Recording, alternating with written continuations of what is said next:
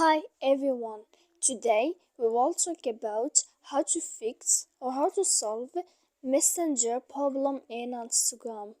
To know how to fix or how to solve messenger problem in Instagram, you should just go to settings like this. You will click.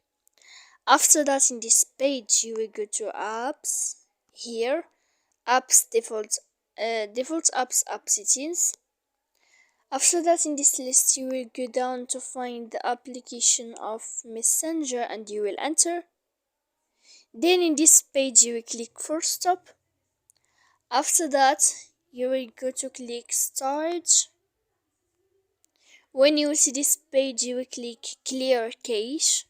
Then you will go to click clear data. And after all that, when you will end this, you can update your application. So please don't forget to support us by like and subscribe. See you next time.